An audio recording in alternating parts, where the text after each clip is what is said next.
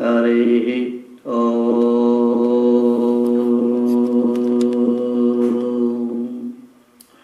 శుక్లాంబరధరం విష్ణు శశివర్ణం చతుర్భుజం ప్రసన్నవదనం ధ్యాయేత్ సర్వవిఘ్నోపశాంతయే. గురుబ్రహ్మా గురుర్విష్ణు గురుర్దేవో మహేశ్వర గురుర్సాక్షాత్ పరబ్రహ్మ తస్మై శ్రీ గురవే నమః. శ్రీ గీతాచార్య స్వాముల వారి ఉపన్యాసములలో 6వ అధ్యాయము ఆత్మ సంయమ యోగం. ఈరోజు ఈ అధ్యాయము ఆత్మ సంయమ యోగం అనబడును. ఆత్మను పరమాత్మలో ఐక్యము చే యోగముగుడి చేత ఆత్మ సంయమ యోగం అని పేరు వచ్చింది. దీనికి ధ్యాన యోగం అని కూడా పేరు గలదు. ప్రపంచంలో గల జనులలో ధ్యానం చేయు స్వభావం కలవారు ఎక్కుమంది గలరు. వారు ఈ అధ్యాయము తప్పక చదివిన ధ్యాన యోగ విషయమై తెలుసుకొనదగిన విషయములన్నీ తెలియగలరు. దీని యందు హఠయోగ పద్ధతి ఎక్కువగా అవలంబింపక పతంజలి యోగ శాస్త్రమును గురించి, యోగ కుండలి ఉపనిషత్తును గురించి, యోగ చూడామణి ఉపనిషత్తును గురించి విస్తారంగా చెప్పబడింది. హఠయోగం కేవలం 3 జనులకు ఉపయోగపడినది. మనస్సు కొంత శుద్ధము గల వారికి, బుద్ధి కొంత వికసించిన వారికి మానసిక యోగము చాలదు. అటు వారిని గురించి ఈ అధ్యాయము తెలుపబడుచున్నది. అయినను హఠయోగ సంబంధమైన ఆసనము, ముద్ర, స్థలము మొదలైనవి విడిచిపెట్టలేదు. ఈ ఆత్మ సంయమ యోగము శీలించుటకు ప్రతి వారికి చాలా సులభముగా ఉండదు. బ్రహ్మచారి, గృహస్థు, వానప్రస్థులకు అగ్ని కార్యం విధింపబడింది. వానప్రస్థములో కొందరు అగ్నిని ఆత్మీయంగా ఆరోపించి జ్ఞానాగ్నిలో కర్మకట్టెలను కాల్చివేయుదురు. సన్యసించినప్పుడు ప్రతి వారును అగ్ని కర్మలే కాక సర్వకర్మలను ఆత్మయందు ఆరోపించి హోమం చేయుదురు. పై చెప్పిన కర్మల అంతఃకరణ శుద్ధి కలుగు వరకు చేయవలెను. ఆరాధన యోగియు పూర్వజ్ఞానం కలుగు వరకు జ్ఞాననిష్ట అధ్యనుష్ఠానములు విడువరాదు. అదే రీతిగా నిష్కామ కర్మయోగియు ఈశ్వరార్పణ బుద్ధితో పరప్రాణుల ఉపకారార్థమై సత్కర్మలు చేయవలెను. లేనిచో అంతఃకరణ శుద్ధి కలిగి జ్ఞానోదయము కలుగదు. గుమ్మడి, స్వర, దొండ మొదలగునవి మొదట పుష్పములు కలిగి కాయ కొంచెం పెరిగినప్పుడు పుష్పము స్వయముగా నశించిపోతున్నది. మొదటినే పుష్పము అవసరము లేదని తలంచి తీసివేసినట్లయినా కాయలు కూడా చెడిపోవు. అలాగున తురియ జ్ఞానమందు స్థితప్రజ్ఞత్వం కలుగు వరకు అనుష్ఠానములను విడువరాదు. దృఢాత్మ జ్ఞానము కలిగిన లోకహితమై సత్కర్మములు ఆచరించినను బద్ధములు కావు. ఆ స్థితికి వచ్చినప్పుడు తప్పక మహానీయులందరూ ప్రాణికోట్ల మీద దయగలవారై వారి క్షేమమును ఉద్దేశించి కర్మ చేయుచునే ఉన్నారు. అది యొక్క పుణ్యకర్మ మాత్రమే కాదు, రోగులకు ఔషధం ఇచ్చి ఆదరించుటయు, విద్య లేని వారిని విద్య నేర్పుటయు, అస్వతంత్రులకు స్వాతంత్ర్యము కలుగు చేయుటకు యత్నించుటయు, అజ్ఞాన స్థితిలో నుండి వారికి జ్ఞానానుష్ఠానములు బోధించుటయు, భక్తి లేని వారికి భగవద్దర్శనం ఉపదేశించుటయు కర్మమేగును. ఏమనా దేహము నుండి బుద్ధి పర్యంతరము గల ఇంద్రియములన్నీయు కర్మలే యగును. కర్మముల చేయబడినది అగుడిచే కర్మశబ్దము కలిగను. అలాగున తాము చేయు పూజలను, భజనలను, పారాయణములను, మననమును, నిధిధ్యాసమును, వస్తు స్వరూప నిశ్చయాత్మక బుద్ధితో చేయు భావనయను కర్మతో కూడినది. పై చెప్పిన వారిలో వారి వారి సంస్కారములు అనుసరించి దేనిని ఎవరు చేయుదరో వారందరూ కర్మము చేయవారే అగుదురు. ఇవన్నీ లోకములకు కావలసినవే. అజ్ఞాన రచలో నుండి జనులను ఉద్ధరించుటకు మహాత్ముల స్వభావమయ్యున్నది కదా. సంకల్పరహితము కలుగు వరకు నిష్కామ కర్మయోగానుష్ఠానమును, ధ్యానయోగానుష్ఠానమును కర్మయోగియు ధ్యానయోగియు కలిగి ఉండవలెను. ఫలాపేక్షను వదిలి ఎల్లప్పుడూ నిష్కామ కర్మయోగి ఉండవలెనని కొందరు వచింతులు. నిష్కామ కర్మయోగానుష్ఠానం ఎంతవరకు ఉండవలెనో నిరూపించడం ఇది. యోగ నిలయమును ఆరోహణము చేయదలంచే వారికి నిష్కామ కర్మయోగమును, సమాధి స్థితిని పొందిన వారికి అట్టి బ్రహ్మభావము నుండి చరమం కలుగుకుండుట కొరకు చిత్తోపరతి ఉపదేశించడమైనది. యదాహినేంద్రియాద్యేషు యోగసిద్ధి పొందిన వారమని తలంచవారు శ్రీకృష్ణ భగవానుని ఉపదేశమును గ్రహించుకొనాలి. దీని యందు 3 లక్షణములు చెప్పబడినది. ఇంద్రియములు విషయములందును, కామ్య కర్మలయందును తలగని మనస్సు గలవాడును, సర్వసంకల్ప సన్యాసి, సమస్త సంకల్పములను నశించిన వాడును కాలశీవుడును. అట్టి స్థితి కలుగు వరకు అనుష్ఠానం రాదు. అటు తర్వాత ఇతర భక్తులకు మార్గదర్శకుడై ఉండవలసి ఉండుడిచే ఆచరణపరుడై ఉండవలేను. సర్వేశ్వరుడు జీవులకు కొంత అధికారం ఇచ్చి ఉన్నాడు. దానిని వారు వినియోగపరచుకొనవలెను. అట్టుదాకా దుఃఖం వచ్చినప్పుడు భగవంతుడు ఇటు చేసినాడని అటు చేసినాడని చెప్పుట సరి అయినది కాదని నిరూపించడమైనది. సేనాధిపతికి ప్రభుత్వము కొంత అధికారం ఇచ్చి ఉన్నది. దాన్ని వారు చక్కగా వినియోగపరచకపోయినా ఆపత్తు కలిగినచో ప్రభుత్వం వారు నీకు ఇచ్చిన అధికారం ఎలా వినియోగపరచలేదు అని అడుగుదు. అలాగున భగవంతుడు మనకు వేదము ద్వారా పాపము చేయకము, పుణ్యము చేయము, ధర్మం చెర, సత్యం వధ, సత్యము పలుకుము, మానవ ధర్మం వహించుము అని హెచ్చరిక చేస్తున్నారు. దాన్ని మనం అనుష్ఠించడం లేదు. అజ్ఞానంలో పడకము, జ్ఞానము కలుగు చేసుకునమని ఉపదేశించున్నారు.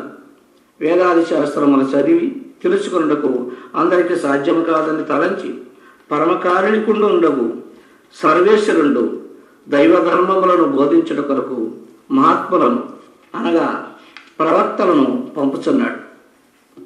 వారు పుస్తకముల ద్వారా, పత్రికల ద్వారా లోకమున సంచరించి ధర్మబోధలు చేయుట ద్వారా బోధపరుచున్నారు. ఇక భగవంతుడు ఏం చేయగలుగును? ప్రభుత్వం వారు రాజశాసనమును నిర్మించి పత్రికల ద్వారా ప్రకటన చేయొచ్చు, ఉద్యోగుల ద్వారా గ్రామ గ్రామమునకు బోధించున్నారు. మరలా తప్పు కార్యములు చేసిన వారిని శిక్షించుటకు తప్ప వేరు మార్గం లేదు. ఉద్యోగికి ఇచ్చిన అధికారం దుర్వినియోగపరిచినను వినియోగపరచకపోయినను తప్పిదమేయవను. నిర్మలమై స్వాధీనమై ఉండ మనస్సు ఎప్పుడున్నూ బంధువులను మీరు నరించుచుండును. మలినమై స్వాధీనము కాని మనస్సు శత్రువు వలె తన్ను ఎప్పుడునూ పీడించుచుండును. ఈ 2 ఒకే అర్థం బోధించుటకు కారణమేమన ఇది చాలా ప్రయాసమగు విషయం అగుడిచే తిరిపి చెప్పడమేది. గ్రహింపు ప్రయాసమగు విషయము తెలుపునప్పుడు యుక్తిని ప్రయోగించరు. శీతోష్ణములను సహించి తాను చేయవలసిన కార్యములను చేసే స్వభావం కలిగి ఉండవలేను. ఆ శీతోష్ణములు సాధారణంగా లోకములో ఉన్నవని గ్రహింపదగినది. ఇంతే కానీ అగ్ని వంటి ఉష్ణమును, హిమము వంటి శీతలమును కాదని తెలియవలేను. అలాగున తనయందు దోషము లేక కలిగుడు అవమానమును గ్రహించినది సత్వగుణ సహనమగును. తనయందు దోషము కలిగి వచ్చుడు అవమానమును సహించుట తమోగుణ స్వభావమే ఎగును. కూటస్థుడనగా కూటం వలె స్థిరమ కలవాడు. కూటమనగా బంగారు పనివారు ఉపయోగపరిచెడు ఇనుప దిమ్య. దీనికి దాగలి అని పేరు. దీనిపై సువర్ణ రజితాదులను అనేక రూపముగా పనివారు మార్చు చెందినను దానికి మాత్రం మార్పు కలుగుటలేదు. అలాగున అనేక గుణములు హృదయములో ప్రవేశించినను నిజాత్మ స్వరూపంలో ఏలాంటి మార్పును కలుగకూడదు. ఇతరుల సొమ్మును మట్టి పెళ్ళ రాయవలే తలంచుట సామాన్యము కాదు. తన సొమ్మైనను మట్టి పెళ్ళ రాయవలే తలంచి దానిపై ఆసక్తి లేకపోయినట విశేష స్థితి అని గ్రహించవలేను. మట్టిగడ్డ, గాజు పెంకు ఏ రాగున ఆత్మజ్ఞానమునకు ఉపయోగపడదో సువర్ణము కూడా ఆ రాగున పరమాత్మ ప్రాప్తికి ఉపయోగపడున్నది కాదని తలంచి ధ్యాన నిష్ఠుడు కావలేను. ఇది వ్యవహారము నశించిన ఉదాసీనమైన లక్షణం. ధర్మ వ్యవహారమును నడుపుచు సమర్థమ గలవారు మైత్రి, కరుణ, మూర్ఖత, ఉపేక్షను ధర్మముల అనుసరించియే చేయగలరు. లేనిచో ధర్మ వ్యవహారం జరగదు. ఇతనికి అనగా ధర్మకార్యములు నిర్వహించడానికి ఇచ్చట ఉపేక్ష ధర్మమని గ్రహించవలేను. పాపకార్యములు చేయవారి జోలికి పోకయునుటే ఉపేక్ష అనబడను. ఏకాంతమనగా ఎవరి చేతనో బాధ లేని స్థలం.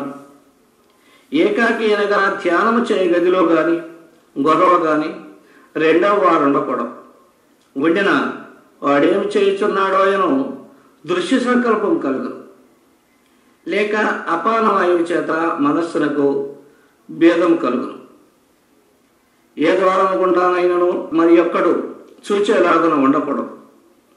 పరవస్తు ప్రతిగ్రహముచే వీరి పుణ్యము వారికి పోవచ్చుండను, వారి పాపం వీరికి చేర్చుండను. ఒకవేళ నిస్సహాయుడైనచో శరీరము నిల్చుటకు మాత్రమే పరవస్తువును గ్రహించవలేను. అట్టి తీవ్రతర అనుష్ఠానము చేయక పరవస్తువులను గ్రహించుచుండిన పూర్వపుణ్యము కూడా నశించిపోవచ్చుడను. పాపము చేసిన దుర్గుణములు కలుగుట, విషయాసక్తి జనించుట, అనుష్ఠానముల తీవ్రత తగ్గుట మొదలగునవి కలుగును. ఇదియే దాని గుర్తు. ప్రతిగ్రహ విషయమై మనుమహర్షి చెప్పినది చూడుడు. పతిగ్రహమందు సమర్థత కలిగి ఉండిన దాని ఎందుగల స్వభావమును మానవలేను. ప్రతిగ్రహము చేత ఈ బ్రహ్మనిష్ఠుని బ్రహ్మ తేజస్సు నచించును. కావున తీవ్ర బ్రహ్మనిష్ఠ చేయవాడేనను శరీర సంరక్షణకు మాత్రము పరవస్తువును గ్రహించవచ్చునే కానీ అధికము ఉండకూడదు. మంచి భోజనముచే, క్షీరకృతాదులచే ఎక్కువ ప్రాణాయామ యోగాదులు చేయవచ్చునని కొందరు తలంతులు. అది మంచిది కాదు. శుద్ధమైన ఆహారం కొంచెం ఉండినను దానిచే ఎక్కువ నిష్ఠ చేయకపోయినను విరోధం లేదు. ప్రతిగ్రహము అధిక వడ్డీకి తీసుకుని డబ్బుచే వ్యాపారం చేసినట్లుండను. భగవంతునిచే సర్వులకు ఉపయోగమయ్యేలాగున శుద్ధమైన స్థలమును విధించడమైనది. లేనిచో కొందరు రాసినట్లు పర్వత, గృహ, నదీ ప్రదేశములు తెలిపియుడను. అంతేగాక ఉత్తరాభిముఖముగా గాని సిద్ధాసనాది ఆసనములు గాని వేయవలయనని చెప్పి ఉండను. అట్టు చెప్పి ఉండలేదు. ఆసనం మిక్కిలి ఎత్తు గాని పొట్టి గాని ఉండకూడదు. ఎత్తైనచో ఎక్కువసేపు ధ్యానములో ఉన్నప్పుడు కొందరికి మైకం వచ్చి పడిపోయిన వారికి అపాయం కలుగు. పల్ల ప్రదేశమైన బహిప్రదేశంలో ధ్యానం చేయవారికి వర్షం ఉండిన జలము వచ్చును. కొంచెం ఎత్తుగా ఉండిన ఏవైనా పురుగులు వచ్చినప్పుడు ఆసనం అడ్డుగా ఉండిన పైకి ప్రాకక తప్పించుకుని పోను. కనుక ఇట్లు చెప్పడమేని. ధ్యాన కాలంలో శరీరం, శిరహ, కంఠములు చక్కగా ఉండవాలి. ఈడాపింగళ సుషుమ్నా నాడులు చక్కగా ఉండిన మాత్రమే ధ్యానమందు ధ్యేయాకారమున కన్యములకు విషయములలోనికి మనస్సు పోక ఉండను. విద్యుచ్ఛక్తి తీగలు మరి దేనితోనైనా తగిలిన కరెంటు భూమిలోనికి ఆకర్షింపబడినట్లు ఈ మూడు నాడులలో ముఖ్యమగు సుషుమ్నా నాడి చక్కగా ఉండిన మాత్రమే దృశ్య సంకల్పములు కలుగుక ఉండను. ముక్కు కొనను చూడవలసినదని చెప్పుట్లో నాసిక యొక్క క్రింది కొనను చూచుండిన మనస్సు నిశ్చలముగా ఉండను. ఇది భూచరీ ముద్ర అనదగును. దీని వలన మనోనిశ్చలమును వ్యష్టి శరీరమునకు సాక్షి ఆత్మ తానను బోధయు కలుగు. నాసి యొక్క పైభాగము, రెండు కనుబొమ్మల మధ్య ప్రదేశము, లలాటము యొక్క మధ్య ప్రదేశమున సూచన కేసరి ముద్రయుగం. దీనివల్ల సమిష్టికి సాక్షి అయిన సుప్రకాశ ఈశ్వర స్వరూపము లేక భావము కలుగును. ఇక బ్రహ్మచర్య వ్రతము కలిగి ఉండవలనని శ్రీకృష్ణ భగవాను ఉపదేశించడమైంది. వ్రతములన్నిటిలోనూ బ్రహ్మచర్య వ్రతము రాజుని శాస్త్రములలో చెప్పబడి ఉన్నది. ఇది నైష్ఠిక బ్రహ్మచర్య మరియు 1, 2 గృహస్థ బ్రహ్మచర్య మరియు 3 విధుల బ్రహ్మచర్య మరియు 3 విధములు. 1 నైష్ఠిక బ్రహ్మచర్య వ్రతం అనగా బాల్యము నుండి దేహపతనము వరకు గల బ్రహ్మచర్య వ్రతం. 2 గృహస్థ బ్రహ్మచర్య వ్రతం అనగా ఋతుకాలములో మాత్రం విషయములో ప్రవేశించుట, ఇతర కాలములో బ్రహ్మచర్య వ్రతనిష్ట కలిగి ఉండటం. ఈ కాలనియమములు శుష్క వేదాంత తమోభాస్కర గ్రంథమునందు కనందగను. 3 విధుల బ్రహ్మచర్య వ్రతం అనగా భార్యాభర్తల కొంతకాలము సంసారమునందుండి వైరాగ్యం కలిగియో లేక దంపతులలో ఒకరికి దేహ వియోగం కలిగి ఉండినప్పటి నుండి గాని బ్రహ్మచర్య వ్రతమును అనుష్ఠించి తపస్సు మొదలగునవి చేయుటేగును. ఈ బ్రహ్మచర్య వ్రతము తైలయంత్ర వరకు పెట్రోలు క్రూడాయిలు ఎటువంటిదో శరీరమున యంత్రమునకు సుఖము అటువంటిదే ఎగును.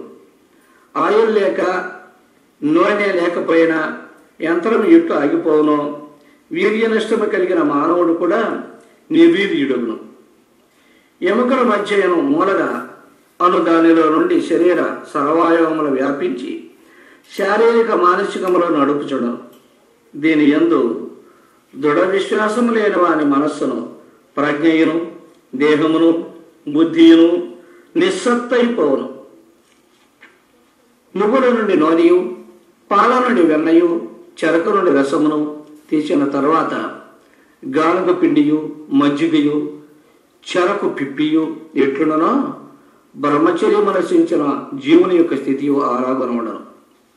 తైలము నశించిన దీపం ఎలాగున ఆరిపోవునో అలాగున బ్రహ్మచర్య తేజస్సు నశించిన మానవుని యొక్క ప్రజ్ఞయు ఓజస్సును తేజస్సును నశించును.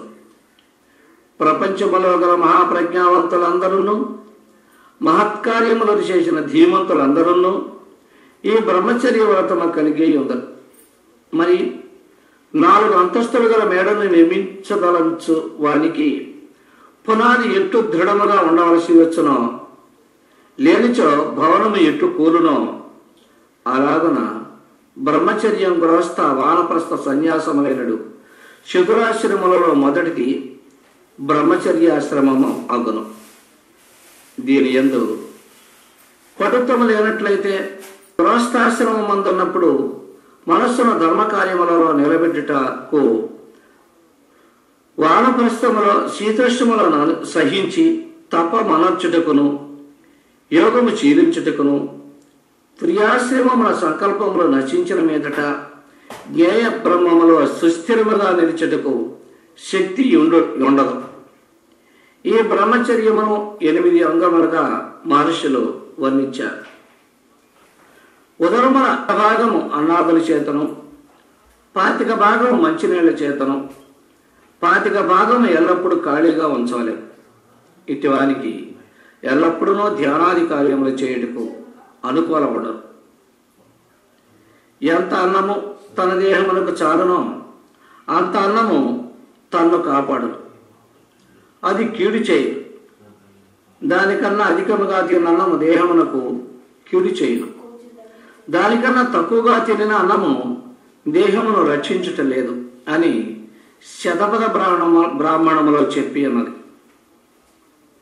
ఎక్కువ భుజించవానికి భోజనము లేనివానికి, అధిక నిద్ర గలవానికి, సరిగా నిద్ర లేనివానికి, ఎక్కువ పని గలవానికి, ఏ పని చేయనివానికి సర్వదుఃఖమును నశింపజేసుడు ధ్యానయోగ సిద్ధి కలుగదు.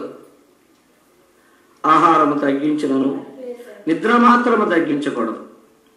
బడలిక నశించుటకు ఎంత నిద్ర కావాలనో అంత నిద్ర కావాలని అనుష్ఠానం చే సత్వగుణం అధికమైనప్పుడు నిద్ర స్వయముగా తగ్గిపోవును. అట్లుగాక బలాత్కారముగా తగ్గించిన మనస్సునకు ఉత్సాహము, ప్రసన్నత, జ్ఞాపక శక్తి కలుగదు. ధ్యానమందున్నప్పటికీ మైకము కలుగును. దేహములో గల విషయవాయువులు నిద్రలో బహిర్గతములై స్వచ్ఛ ప్రాణవాయువు ప్రవేశించి సౌఖ్యములు కలుగు చేయనుగాన నిద్ర అవసరం. ఐహికాముష్మిక విషయ తృష్ట నుండి విడివడి నిస్పృహుడైన యోగి అతని చిత్తము విశేషముగా నిరోధింపబడి ఆత్మేంద్రియలేనప్పుడు అతడు యోగసిద్ధుడని చెప్పబడను. ఇట్టి స్థితి ధ్యానమనందు కలిగినదా లేదా అని ధ్యానయోగనిష్ఠుడు ఆలోచించుకొనవలెను. బ్రహ్మస్వరూప భావన తప్ప తక్కిన ఏ భావనయూ కలగకూడదు. బుద్ధి కూడా ఇంద్రియములతో చేరిందే కదా అని కొందరు తలంతులు. శుద్ధమైన బుద్ధి వలనే బ్రహ్మస్వరూపము గ్రహింప సాధ్యమగునని అభిప్రాయం.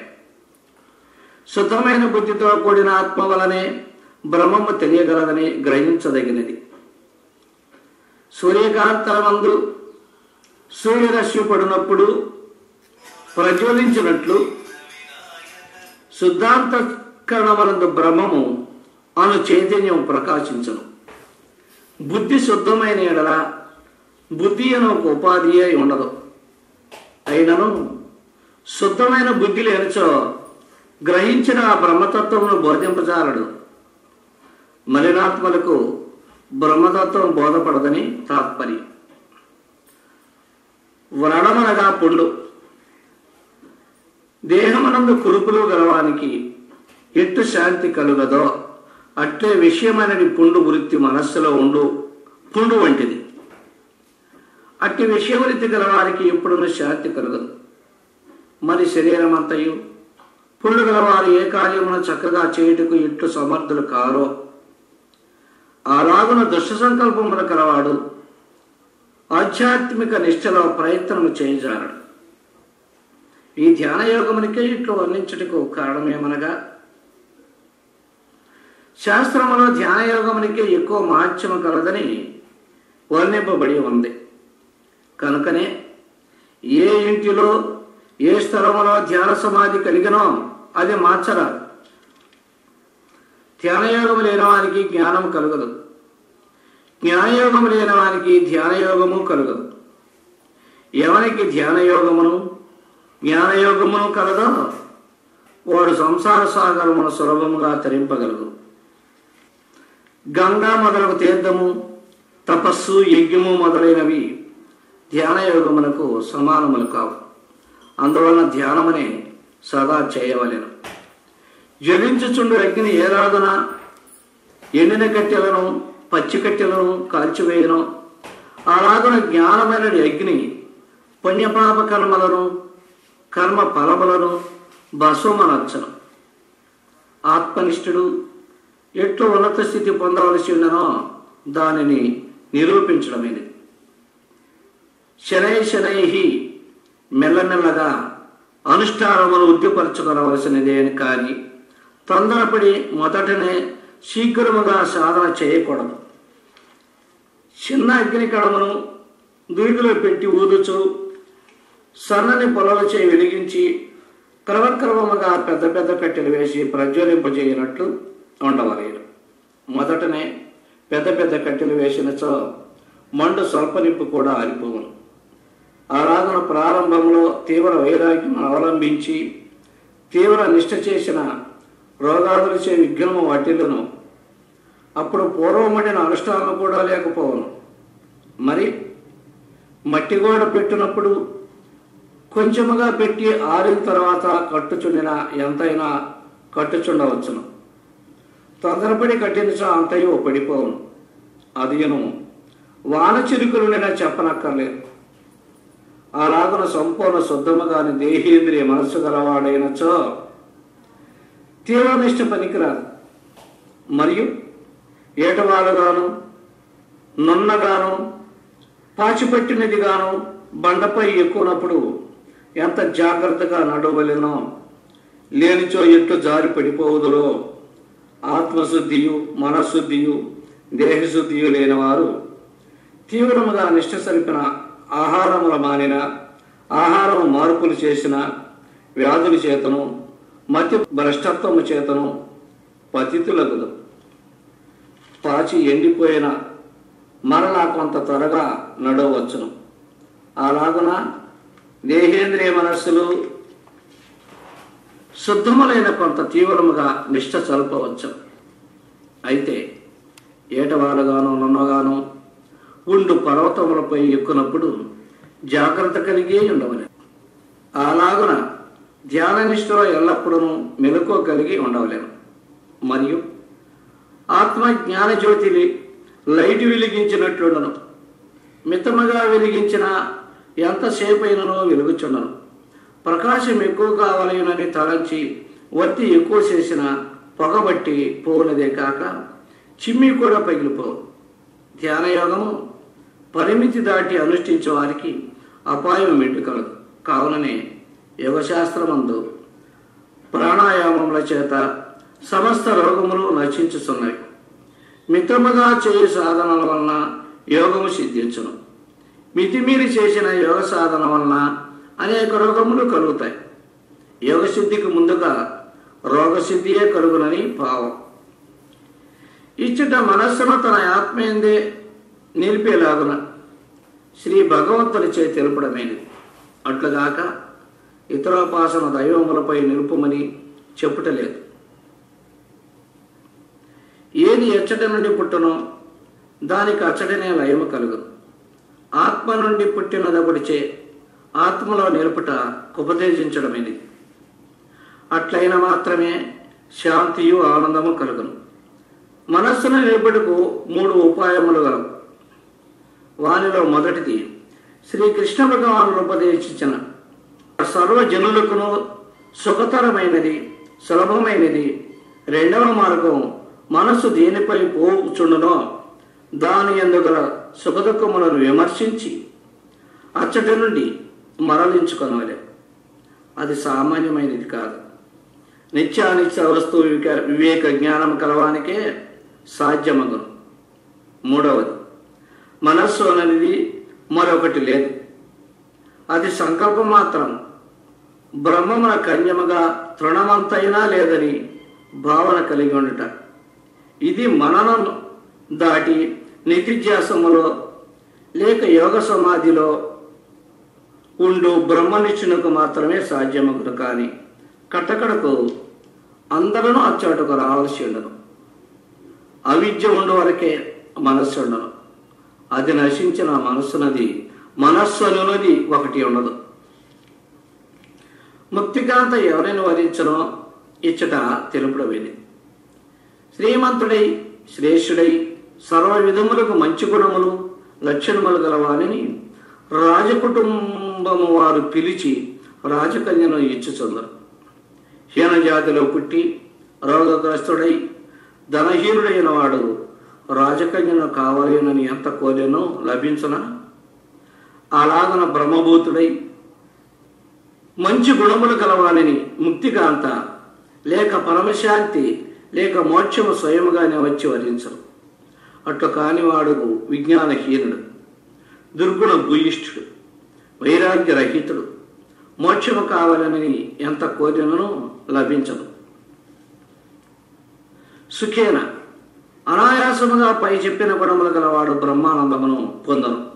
అట్టి గుణములు లేనివాడు ప్రయాసపడినను లభించదు. ఇట బ్రహ్మసాక్షాత్కారము గలవాని స్థితిని గురించి తెలుపడమైనది. అన్నిటిలోనూ ఎవడు దైవమును చూచునో అట్టి దైవం ఎల్లప్పుడూ వీనిని చూచుండను. ఇది ఉపనిషత్ వాక్యమే.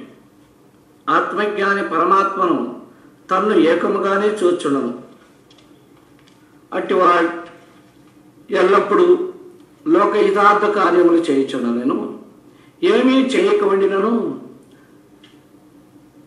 సదా నాయనే ఉంటున్నాడు. అట్టి వారికి మోక్ష విషయమై అవరోధము కలుగదు.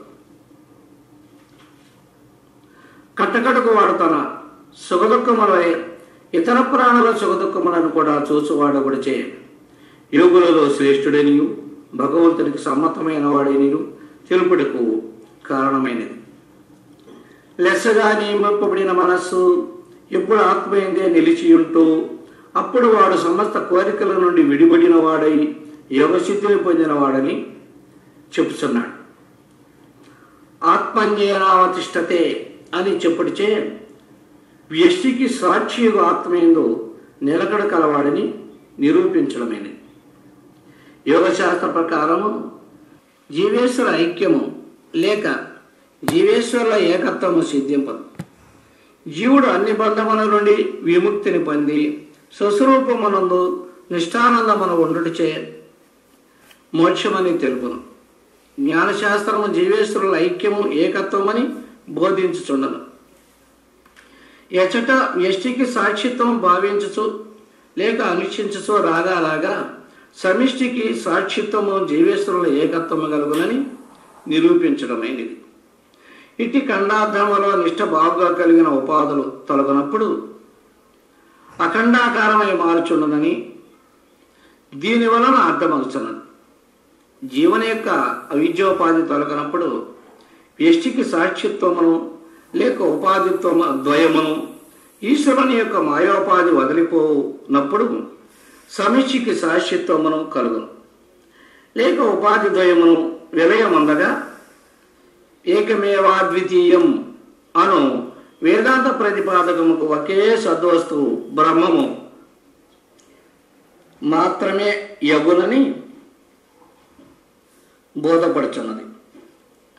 అది నిలకడలేక ప్రవహించి పోగా పోగా సముద్రం యొక్క కట్టదాటునప్పుడేలాగున అఖండాకారముకు సముద్రమయమై దూరం మారుచుండునో అలాగున ధ్యానానుష్ఠానముల ఎడతెగక అనుష్ఠించేవాడు కూడా ఉపాధి దయ్యములను ఛేదించిన వాడై అఖండాకారమును పొందుచుండను. కట్టదాటు వరకు మాత్రమే నది యొక్క వ్యక్తమగు నామరూపములుండును. దాటిన తర్వాత నామరూపముల విలయమై అవ్యక్తముకు సముద్రమై పరిణామం అందుకున్నట్లు యోగి యొక్క అనుభవమును అనంత ఆత్మయై మారుచుండను. శ్రీకృష్ణ భగవాన్లో వ్యష్టి సాక్షిత్వ జీవత్వము చెప్పి రాగా అది అనంతాకారమై మారిపోయాను. ఒకడు ఆధ్యాత్మిక జ్ఞాన విషయమై చిన్నగా ఉపన్యసింప ప్రారంభింపగా క్రమక్రమముగా అదే అనంతాకారమై మార్చుండును.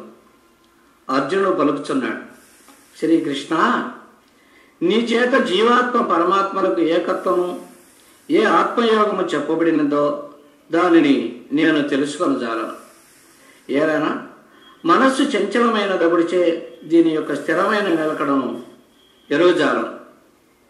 అర్జునుడు ఈ ప్రశ్న చేయకపోయినచో ఇట్టి ఆత్మామృతము ప్రవాహ రూపములు శ్లోకములను శ్రీకృష్ణ భగవాను ఇంకెన్నియో చెప్పి ఉండవచ్చును. అట్టి భాగ్యము మన భక్తులకు లేకపోయాను. ఒకడు అఖండమై అనంతమై అగాధమయ్యుండు భావములను బోధించినప్పుడు మరి ఒకడు వెంటనే లేచి మీరు చెప్పినది నాకు అర్థం కావడం లేదని చెప్పుట ఎటువంటిదో అర్జునుని ప్రశ్నయు అలాగుననే ఉంటున్నది. అర్జునుడు ఊరక ఉండినను ఎంతో మేలుగా ఉండేది. ఇట్లా అనేకులు అనేక విధములుగా చెప్పుచుందరు. ఈ విషయమై యోగశాస్త్రం అని తెలిపింది చూడము. ఓ బ్రహ్మదేవా, అనుష్ఠానము చేయుచు రాగా మనస్సు శుద్ధమగునప్పుడు అట్టి సాధనకు స్వయముగానే ఆత్మజ్ఞానం ప్రకాశించను. అట్టి యోగ సాధన వలన కలిగిన జ్ఞానము ఆ జన్మలోనే ముక్తిని కలుగజేయను. అర్జునుని మనస్సు ఏ కారణం వల్ల భగవంతుడు ఉపదేశించిన అఖండార్థమని తెలుసుకొనక పోయినదనగా చంచలత్వ స్థితిం స్థిరాం మనస్సు యొక్క చంచలత్వం ముడుగునందువల్ల తెలుసుకొనకపోయినదని సత్యమును చెప్పాను. అభ్యాస వైరాగ్యములు చే మనోనిగ్రహము కలుగును. బ్రహ్మసాక్షాత్కార జ్ఞానముగు యోగముగును. అది చాలా ప్రయాసమగుడిచే అర్జునుని బుద్ధి కూడా అవగాహన కారే. దీనివలన ఇంద్రియముల నిగ్రహము, ప్రాణ సంయమనము, మనోజయము చేసుకొని తాను గొప్ప యోగిని తలంచవలదని గ్రహించడం పరిగెట్టు తెలపడమేది. లేక ఏదో కొంత పరప్రాణులకు ఉపకారం చేయడు చేతను తాను నిష్కామ కర్మయోగిని తలంచవలదని గ్రహించి అయితే ఇంద్రియ నిగ్రహ ప్రాణాయామ మనోలయాదులు ఈ ఆత్మయోగము పొందుటలో గల ఆటంకములను తొలగించను. శ్రీకృష్ణకాలంలో పైన చెప్పిన అతీత భావము అర్జునునికి అవగాహన కలిగి ఉండిన ఇకను అలాంటి భావమును గురించి ఎంతయో చెప్పిను. అట్టి భాగ్యము లోకమునకు లేకపోయాను. మనోనిశ్చలము లేనందుచే మనోబుద్ధి ఇంద్రియములకు అతీతము భావం అవగాహన కాలేదని చెప్పిన వెంటనే శ్రీ భగవానుడు క్రిందికి దిగి మనోనిశ్చలము కొరకు మరలా ఉపదేశించను. ఇంద్రియాతీతము బ్రహ్మమున గురించి విచారణ చేయవారికి ఇటు మనోనిశ్చలత్వము కలిగి ఉన్నదాయని బాగా యోచించుకొనవలెను. అర్జునుడు తన యొక్క స్థితిని ఉన్నట్టు సత్యముగా చెప్పాను. ఇప్పుడు లోకములో చాలామందిని అవగాహన కాని అతీత విషయమును కూడా అనుభవం కలిగినట్టు నటించరు. అట్టు చేయవలయదని ఈ పరమసత్యము తెలుపుతున్నది. అట్టు చేసిన ఆత్మవంచనీయ యుగం. మనస్సు కోతి వంటిదనియు అట్టి కోతి కళ్ళు త్రాగిన ఎట్లుండనో, అంతేకాక తేలు కూడా కొట్టిన ఎట్లుండనో, అదీనుగాక దయ్యము కూడా పట్టిన ఎట్లుండనో అట్టి కోతి యొక్క స్వభావం కలది మనస్సు. అయితే అట్టి కోతికి మత్తు ఇంజెక్షన్ ఇచ్చిన ఏలాగున చలనము లేక పడి ఉండను, అలాగున మదమైనడు మద్యము చేతను, అసూయానుడి తేలు చేతను, అహంకారమైనడి దయ్యము చేతను కూడి పిచ్చివాని వలె బహుచపలము గల మనుషునికి ఇంజెక్షన్ చేసిన ఎట్లు చపల ముడిగి ఉండనో, అలాగున బ్రహ్మధ్యానమైనడు లేక భగవత్ చింతనయను ఇంజెక్షన్ ఇచ్చిన ఈ మనస్సు శాంతినందం. మనస్సు చంచలమైనదినియు నిరోధించుటకు దుష్కరమైనదినియు శ్రీ భగవంతుడు ఒప్పుకున్నాడు. అయినను జీవన్ముక్తులందరూ మనస్సును జయించిన వారే ఎగుదరు. వారెట్లు జయించిరనగా ఆత్మయందలి అభ్యాసం చేతను విషయములలో గల వైరాగ్యము చేతను నిగ్రహించుకున్నారు. ఇంద్రియ నిగ్రహము ఈ సాధన వల్లనే అని తెలియదగినదని తెలుపుటకు అభ్యాస వైరాగ్యం తన్నిరోధ అని పతంజలి మహర్షి తెలిపాను. బ్రహ్మనిష్టలో ప్రవేశించి మనోనియమము లేనివాడై పూర్ణ జ్ఞానమును పొందుటకు ముందుగా చనిపోయినట్లయితే వాని గతి ఏమగును అనగా ఫలితం ఉన్నదా లేదా? యోగమునందు ప్రవేశించియు స్థిరత్వం లేక విషయములలో పడిపోయిన వారిని గురించి అడుగుబడింది. అర్జునునకు భగవంతుడిపై పూర్ణ నమ్మకము భక్తి కలిగి అడుగుతున్నాడు. కృష్ణ, నీవు నా సందేహమును బొత్తిగా పోగొట్టుటకు తగినవాడు. నీకంటే ఆప్తుడు నాకు ఇంకెవరూ లేరు. యోగ ప్రశ్నకు ఈ లోకమునందు కానీ పరలోకమునందు కానీ వినాశము లేదు. శుభకరమకు ధ్యానజ్ఞాన యోగములో ప్రవేశించిన వానికి ఎవరికి దుర్గతి కలుగదని దృఢపడును. యోగ పరిషత్తు మనకు రెండు కారణములు ఉన్నాయి. ఒకటి, యోగమునందు ప్రవేశించి మనోనిగ్రహము చాలక విషయములలోనికి జారిపోయినవాడు. రెండు, అనుష్ఠానములు చక్కగా చేయించు మోక్ష పదవి కలుగుటకు ముందుగా ప్రారంభవశమున శరీరము పడిపోయినవాడు అనగా చనిపోయినవాడు. మొదటివాడు విషయవాసన గలవాడొకటిచే స్వర్గలోకములో గల సుఖములు అనుభవించి తర్వాత శుచిత్వము గల శ్రీమంతుల గృహములో జన్మించి కొంతకాలం వరకును విషయ సుఖములు అనుభవించి వాసనాక్షయము చే వైరాగ్యము కలిగిన పిమ్మట యోగ మార్గములో ప్రవేశించను. రెండవ వాడు మనోనిగ్రహము కలిగి యోగ నిష్ఠలో ప్రవేశించినను జీవన్ముక్తి కలుగుటకు ముందుగా శరీరము విడిపోయిన స్వర్గలోకమునకు పైనుండు తపోలోక సత్యలోకములో నుండి మరలా శ్రేష్ఠ వంశములో పుట్టి చిన్న కాలం నుండి వైరాగ్యము కలిగి బ్రహ్మనిష్ఠ చేయొచ్చు. ఆ జన్మలో జీవన్ముక్తుడుగు. స్వర్గలోకములో మాత్రమే విషయవాంచగల వారికి రంభాది విషయములు కలుగును. ఇహమత్ర ఫలభోగ విరాగము గల విరక్తుడు ఇచ్చటనే విషయములను విషయప్రాయముగా చూచిన వాడొకడి చేత వాడు సనక సనందనాది ఋషులు తపత్ సత్యలోకాదులలో ఉండను.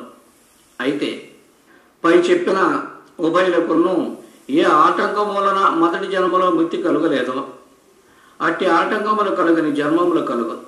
కొందరికి దారిద్ర్యము చేతను, కొందరికి రోగము చేతను, కొందరికి బుద్ధిమాంద్యము చేతను, కొందరికి స్వాతంత్ర్యము గల జన్మము లేకపోవడం చేతను, అడ్డు కలిగి ఉండిన అట్టి దోషము లేవియు లేని జన్మం కలుగదు. అయితే స్త్రీలలో కొందరు పురుషుడై పుట్టిన స్వాతంత్ర్యము కలుగుననియు, బ్రాహ్మణేతరులు బ్రాహ్మణుడై పుట్టిన వేదాధ్యయనము శాస్త్రములో అనుకూలము కలుగుననియు తలంతరు. అది మాత్రం చాలదు. ఏలా అంత్యకాలంలో జీవుడు ఏ భావనతో వెడలిపోవనో ఆ భావరూపమునే పొందను. బ్రాహ్మణేతరులకు వర్తమాన కాలమున వేదశాస్త్రముల అధ్యయనము చేతిలో ఆటంకమేమీ లేదు. పూర్వం మాత్రం అండెను. అయినను బ్రాహ్మణేతరుల్లోనే జన్మించిన ఇతరులకు కూడా బోధించుటకును, బ్రాహ్మణేతరులకు కూడా అట్టి వారిని మనబోటి వారు కదా, మనమే అట్టి స్థితికి రాకూడదని ధైర్యము కలుగు. విషయాసక్తిచే యోగభ్రష్టుడు శుచియు శ్రీమంతులకు కులములో పుట్టిన మాత్రమే తన సుఖానుభవమునకు అనుకూలపడును.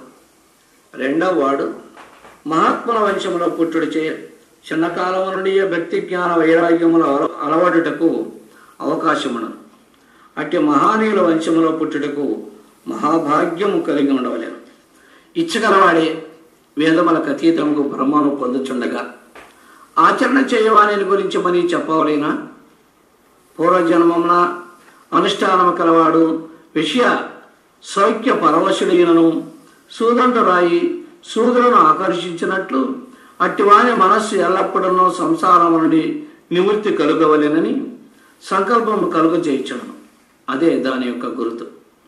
అనేక జన్మల్లో కొంచెం కొంచెముగా అనుష్ఠించుతూ వచ్చిన యోగ సాధన వలన సంపూర్ణ అంతఃకరణ శుద్ధి కలిగి జీవన్ముక్తుడొచ్చున్నాడు. అనేక జన్మలు పోయిన తరువాత మోక్షము కలుగునని తలంచి మందప్రజ్ఞులై ఉండరా. ఇదివరలో అనేక జన్మముల నుండి బ్రహ్మనిష్ట అనుష్ఠించు వచ్చుడి చేతనే ఇప్పుడు ఇంత ఆత్మశుద్ధియు జ్ఞానము కలిగినదని తలంచవలేను. ఏవైనా అనేక మంది విద్య చేతను ధనము చేతను కూడి ఉండినను విషయములలోనే పడి ఉన్నారు. కావున ఇట్టి అంతఃకరణ శుద్ధి కలిగినది అనేక జన్మ సాధన వలైనని మరువకూడదు. గురుముఖము నుండి వేదాంతార్థములను శ్రవణము చేయవాలని జ్ఞాని అనియు, అట్టి వేదాంతార్థ జ్ఞానమును అనుభవపరచు కొరకు మనన నిధిధ్యాసనము కలిగి సాక్షాత్కారం పొందిన వారిని విజ్ఞాని అనియు చెప్పుదు. కాన భగవానుని ఇచ్చట ధ్యాన యోగాభ్యాసులు కావాలనని ఉపదేశించున్నారు. 5వ అధ్యాయాంతమని చెప్పినట్టు ఈ అధ్యాయాంతమును కూడా భక్తికి ఆధిక్యం ఇవ్వడమైనది. ఈ అధ్యాయంలో చెప్పబడిన యోగ సిద్ధియు ఆత్మజ్ఞాన సిద్ధియు భక్తి వలనే కలుగవలసినది. అంతేకాదు యోగ సాధన బ్రహ్మ విచార సామాన్యులకు సాధ్యము కాదు. భక్తి అననా సర్వులకు మిక్కిలి సులభ సాధ్యం. అట్టి భక్తి వలననే పాపక్షయము అంతఃకరణ శుద్ధియు కలుగవలసి ఉండదు. మరి అంత సారమైన భూమిను శ్రేష్టమైన విత్తనమును దాని యందు వేసినను వర్షము లేకపోయినా ఎట్టు ఫలము నొసగజాలదో, అది ఎన్ని రకముల విత్తనములైననో సరే అన్నిటికీ జలమే పూర్ణ ఫలము మనప్పగలదు. వర్షము లేక విత్తనములు ఎట్లు నష్టములగునో అట్లే భక్తి లేని సాధనలన్నీ ఫలములు కలుగుచేయి. కనుకనే భక్తికి శాస్త్రం ఎంత ఆధిక్యత ఇవ్వడమైనది. మరి భక్తి లేని యోగం కానీ తపస్సు కానీ ధ్యానం కానీ గొప్పది కాదని జ్ఞానఫలము అబ్బదని భక్తి సూత్రములలో చెప్పబడుచున్నది. ఇది 6వ అధ్యాయములో సారాంశము చెప్పబడుతున్నది. 6వ అధ్యాయంలో ధ్యానయోగమును పాండవ పెద్దల సన్యాసమును చెప్పుదానిని నిష్కామ కర్మానుష్ఠాన యోగముగా గ్రహింపము. మనుష్యుడు వివేకముతో కూడిన మనస్సు చేత తను తాను సంసారము నుండి ఉద్ధరించుకొనవలేను. విషయాసక్తముగ మనస్సే మనుష్యులకు పరమశత్రువు. ఏ మనస్సు చేత ఇంద్రియాదులు వశీకృతములగుచున్నవో ఆ మనస్సే ఆత్మకు బంధువు. సుహృదుడు, మిత్రుడు, శత్రువు, ఉదాసీనుడు, మధ్యస్థుడు, విరోధి, బంధువు, సదాచారి, దురాచారి వీరందరి యందు బ్రహ్మబుద్ధి గలవాడే యోగారూఢుడు అనబడరు.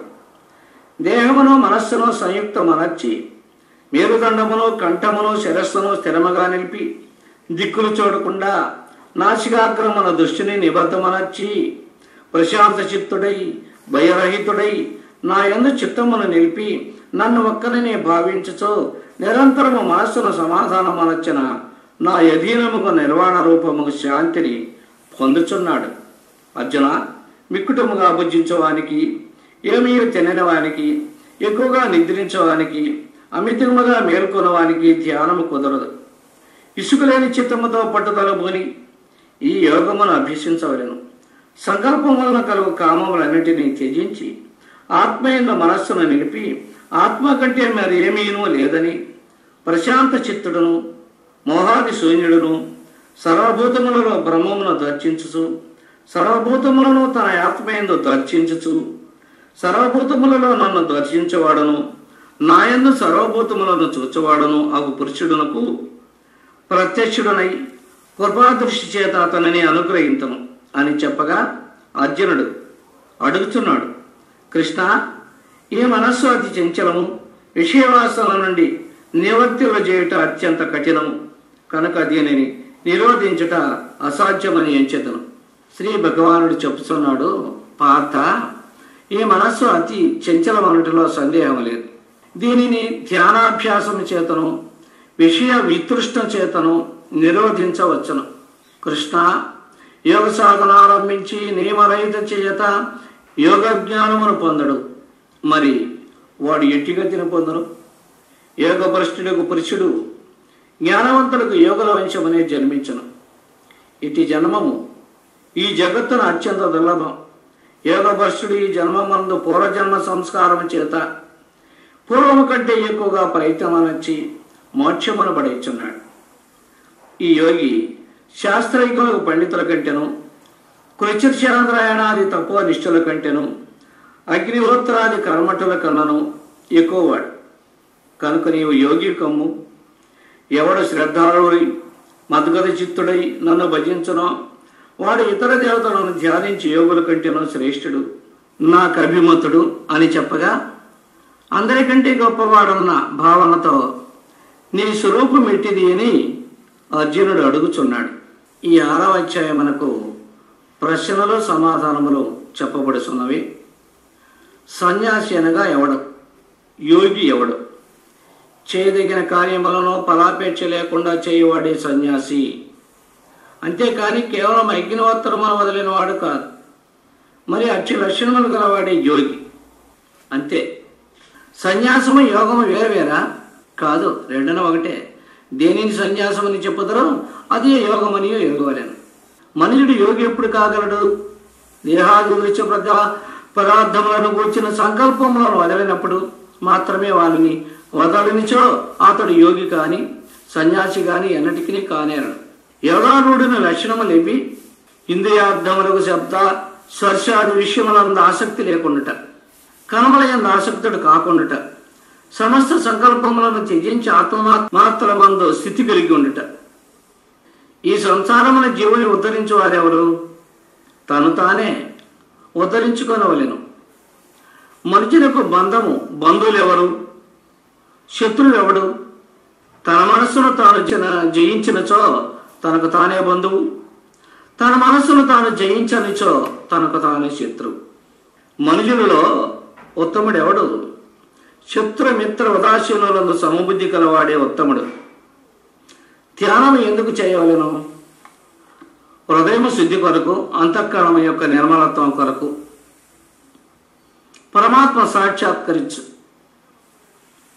దృష్టిని ఎచ్చట ఉంచవలెను? నాసికాగ్రమందు, ముక్కుకొనయందు. దిక్కులు చూడరాదు. ధ్యానాభ్యాసి ఇటు లక్షణములు కలిగి ఉండవలెను. ప్రశాంత చిత్తుడై ఉండవలెను. నిర్భయుడు మెలగవలెను. బ్రహ్మచర్య వ్రతమును అవలంబించవలెను. మనస్సును విషయములపైకి పోనీక సమయం మునాత్పవలెను. ఆత్మను తెలుసుకున్నటకు ఏమి చేయవలెను? ఆత్మైందే చిత్తమును లగ్నమనర్చి ఆత్మపరాయణుడై ఆత్మను ధ్యానించుతూ కేవలం ఆత్మరూపుడై చెందవలెను. ధ్యానయోగం వల్ల కలుగు ఫలితమేమి? జీవుడు పరమశాంతిని పొందగలుగును. శాంతి యొక్క స్వరూపం ఎట్టిది? మోక్షరూపమైనది, పరమాత్మ స్వరూపమే అయినది. అపూర్వ ఫలితమును పొందుటకు సాధకుడు ఏమి చేయవలెను? మనస్సు స్వాధీనపరచుకొనవలెను. నిరంతరం ఆత్మధ్యానమును చేయవలెను.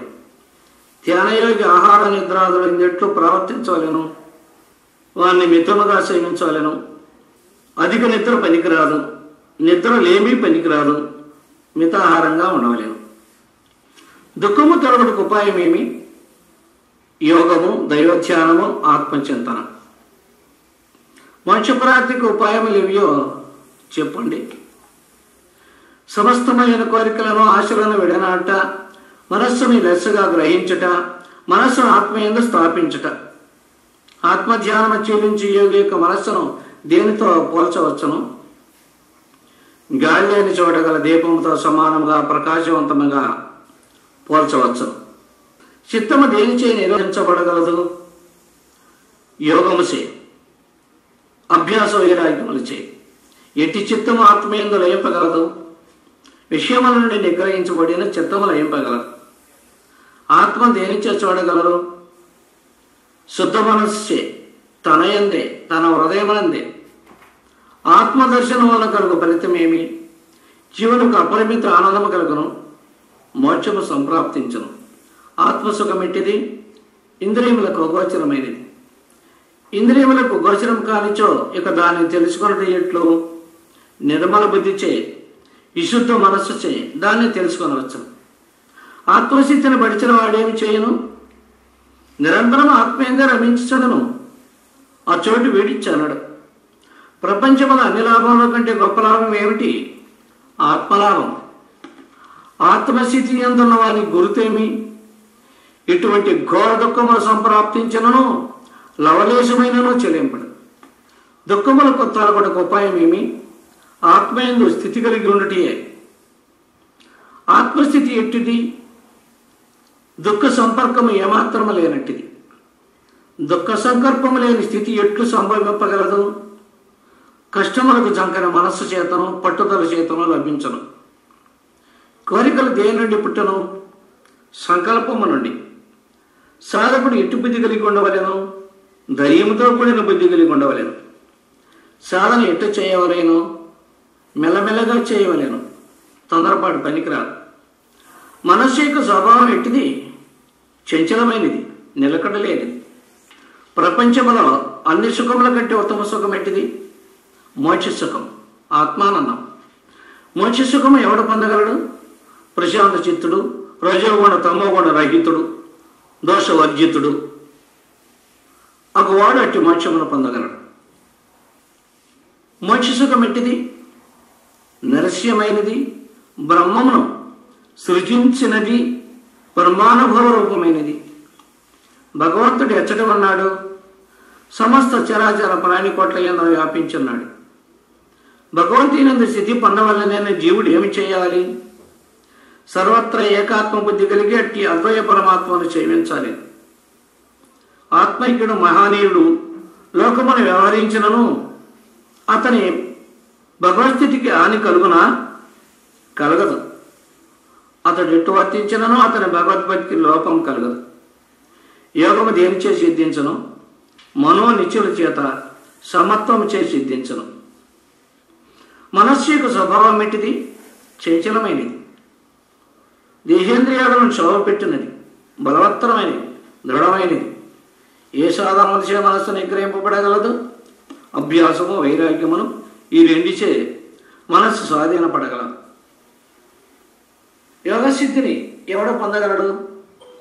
ఎవడు పొందలేడు? మనోనిగ్రహము కలిగి ఉపాయములు చేయెత్తనిచ్చేవాడు పొందగలడు, అది లేనివాడు పొందలేడు. మోక్షం ఎట్టివానికి లభ్యమగును? ప్రయత్నశీలుడు వానికి లభ్యమగును కానీ ప్రయత్న రహితుడు కాదు. అర్జునుడు శ్రీకృష్ణుని ఏమని ప్రశ్నించను? దైవప్రాప్తికై శ్రద్ధతో కూడి యత్నించేవాడును, కానీ మనోనిగ్రహ శక్తి లేక ఎండువాడును యోగసిద్ధిని పొందజాలక మరణిస్తే అతడే గతిని పడేయను అనున్నది అర్జునుని ప్రశ్న. యోగభ్రష్టునికి ఎట్టి గతి లభించను? అతనికి లోకమును కానీ పరలోకమును కానీ దుర్గతి అన్నడను కలగదు, సద్గతియే కలగదు. యోగుల వంశమందు జన్మించి సాధకుడు ఏమి చేయను? పూర్వం తాను అసంపూర్తిగా ఉంచిన యోగాన్ని పూర్ణసిద్ధి కలుగు వరకు తిరిగి సాధించను. యోగభ్రష్టుడి జన్మమందు మరలా యోగం వైపునికే ఎలా ఆకర్షింపబడును? పూర్వజన్మ సంబంధము యోగాభ్యాస సంస్కారం మా ప్రకారముగా అతనిని బలత్కారంగా యోగం వైపునికే లాగును. యోగం యొక్క మహిమ ఎట్టిది? దానిని గూర్చిన జిజ్ఞాస మాత్రం వచ్చే మనుషుడు బ్రహ్మశబ్దమును వేదోత్క కర్మానుష్ఠాన ఫలమును దాటి వచ్చున్నాడు. ప్రపంచములో అన్నిటికంటే ఉత్తమగతి ఏది? ఆత్మసాక్షాత్కారం, మోక్షం. మోక్షం జీవన పెట్టు లభించను పట్టుదలతో కూడిన ప్రయత్నం చేతను, భూకారకృత ధ్యానాభ్యాసుల చేతను, పాప రాహిత్యము చేతను మోక్షం లభింపగలదు. యోగి ఎట్టివాడు? యోగి తపస్సుల కంటేనో, శాస్త్రజ్ఞుల కంటేనో, కర్మనిష్ఠుల కంటేనో గొప్పవాడు. భగవానుడు అర్జునుడికి ఏమని బోధించను? నీవు యోగివి కమ్ము అని బోధించను. యోగులందరిలో భగవంతుడి దృష్టిలో ఎవడు శ్రేష్ఠుడు? మిగులు శ్రద్ధలతో కూడినవాడు, లక్ష్యముగా ఆత్మీయతల యొక్క శ్రీకృష్ణుని యొక్క మనస్సు లగ్నం అనొచ్చేవాడు, పరమాత్మనే నిరంతరం ధ్యానించేవాడు సర్వోత్తమ యోగి అగును. ఈ 6వ అధ్యాయమునకు ఫలము చెప్పబడుతున్నది. పూర్వము గోదావరి నదీ తీరమున ప్రతిష్టాన నగరం ఒకటి ఉంది. ఆ నగరమునకు ధర్మాత్ముడకు జానపతి అను రాజు పాలించుండెను. ఆ రాజు యొక్క ధర్మనిరతికి ప్రజాహిత కార్యములకు మెచ్చి దేవతలు అతనిని అనుగ్రహింపగోరి హంసల రూపమున అతని ప్రాసాదము కడకు ఆకాశ మార్గమున వచ్చుచుండే. పురమును సమీపించినప్పుడు అందు భద్రాశుడు మునగు హంసలు తక్కిన వారి కంటే వేగముగా ముందు పరిగెత్తినాయి. అది చూచి తక్కిన హంసలు వానితో పోయి, వేగముగా పోవచ్చు మహా తేజశాలేగు జానశ్రుతి మహారాజు చెంత మీరిట్లు అవినయముగా ప్రవర్తించవచ్చునా? మెల్లగా పొండు అని పలుకగా ఆ హంసలు బ్రహ్మవేత్తయకు రైక్కుని ముందు ఈ రాజు యొక్క తేజం ఏపాటిది అని ప్రత్యుత్తరం ఇచ్చాను. ఆ వాక్యములను తన మేడయందుండి వినిన జానశ్రుతి వెంటనే తన సారథిని విలిచి రైక్యుని వెతికి తీసుకుని రావాలని ఆజ్ఞాపించాను. అతడట్లే బయలుదేరి పిక్కు పుణ్యక్షేత్రములను గాలించి తొట్టతొటకు కాశ్మీర దేశమున మాణిక్యేశ్వరాలయ ద్వారముకడ నొక బండయందు కూర్చుని ఉన్న రైక్యుని సందర్శించి ప్రణమిల్లి, మహాత్మా, తామిచ్చట ఈ ప్రకారముగా ఉండుటకు కారణమేమి అని అడుగగా, మేము పూర్ణ మనోరథులము, మా స్వరూపము తెలియగోరిన ఎడల కొంతకాలం ఇచ్చట ఉండవలసి ఉండనని పలికెను. ఆ వాక్యములను విని సారథి రాజు కడిగేగి జరిగిన వృత్తాంతమంతయు తెలియజేశాను. రాజు వెంటనే ఓ వైరాగ్యశీలుని సందర్శించి సేవింపనించి 1000 గోవులను, పట్టు వస్త్రములను, ముత్యాల హారములను వెంట తీసుకొని రైక్యమునీంద్రుని చెంతకేకి నమస్కరించి తాను తెచ్చిన వస్తువులను కానుకగా స్వీకరింపుడని ప్రార్థించను. మునీంద్రుడంతట కోపగించుకొని పోయి, నా విషయము నీకు తెలియదా?